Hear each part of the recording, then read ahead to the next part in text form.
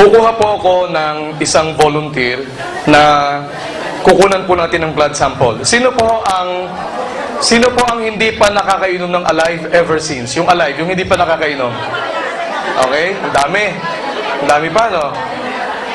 Sino naman doon sa mga nagtaas ng kamay, yung naka 1 hour ago nang kumain ng lunch? Anong oras kayo kumain? Yung medyo matagal na hong kaninang kumain.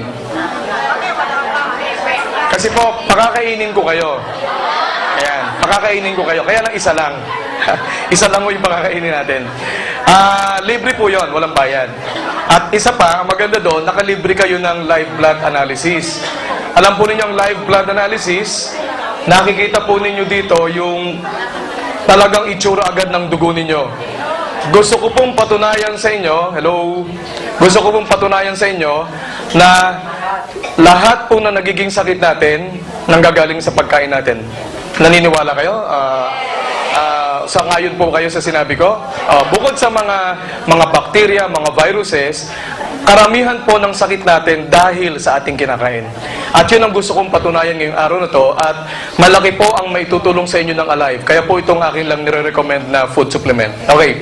So, ang gagawin po natin, doon sa kung sino man yung volunteer natin, pakakainin ko siya ng mga pagkain na malimit natin kinakain. And then, after 1 hour, kukunan ko po siya ng blood sample. Okay? Pakikita ko sa inyo ano itsura ng dugo niya after 1 hour. Tapos po, ipagpapatuloy ko yung aking lecture hanggang sa matapos.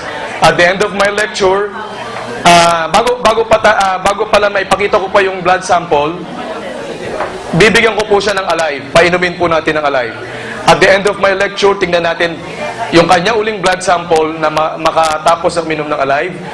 And let's see what's the difference. Tingnan natin. Interesting? Diba? Okay. So, sino po ang gusto kong maging volunteer, yung hindi pa ho nakakainom ng Alive at nakakain na mga 1 or 2 hours ago? Sino pipili? Sino?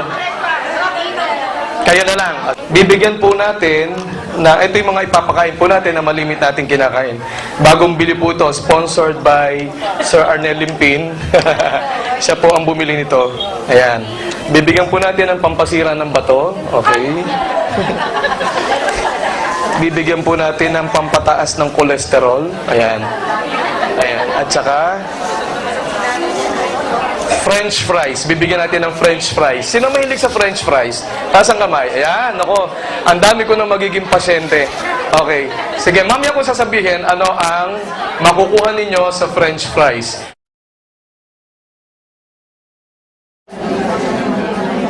Ganda ko lang po.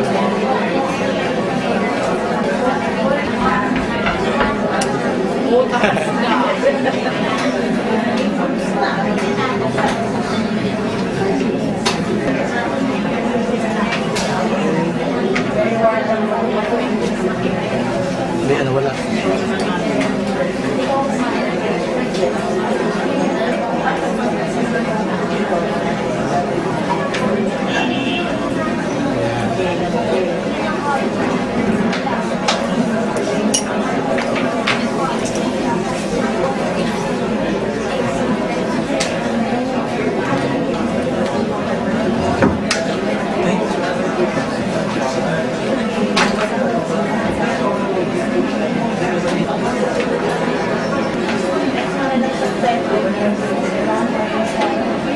Nakita niyo yung mga red blood cells, dikit-dikit siya. Dikit-dikit. Ayun. So, wala kayong makitang hiwalay na red. Ito po, hindi. Ano po yan? Doon lang po yan sa lente nung microscope. Tingnan, pagka ginalaw ko, hindi sasama. So, yun po, dumi lang po doon sa lente. Oh, yun, doon pa rin siya.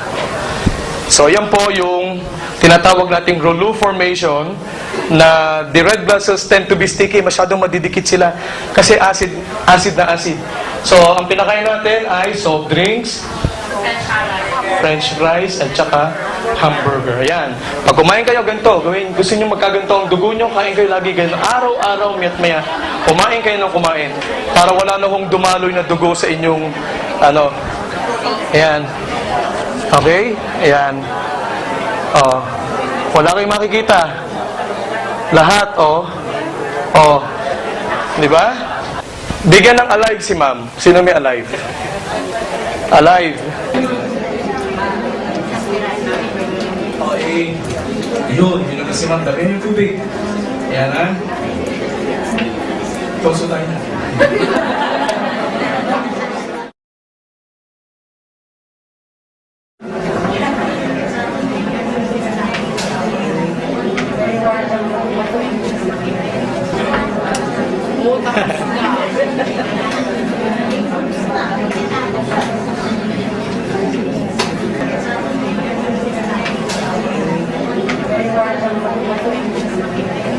Hindi, ano wala.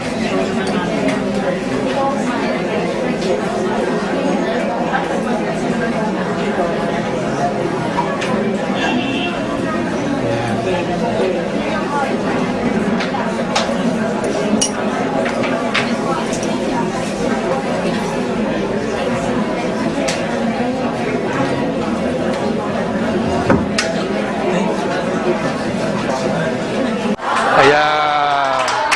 Hiwalay na po siya. See?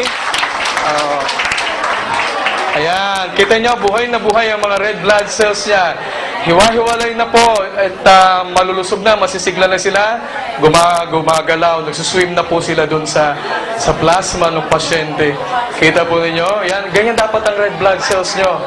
Hindi lang yun ang makita pulang-pula kasi po gawa ng LCD natin, yung resolution. Pero pag makita nyo sa television ito, kung ang gagamitin natin television, kita nyo red na red yan. Pero you see, ang tsura, yan, no?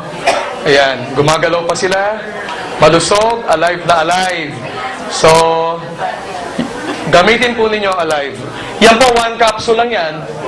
1 capsule. What more if you take 1 to 3 capsules a day, you maintain, ang ganda po ng inyong red blood cells. Malusog na malusog sila. Kita niyo pagkakaiba kanina, dikit-dikit, di ba? O ngayon, hiwa-hiwalay na siya.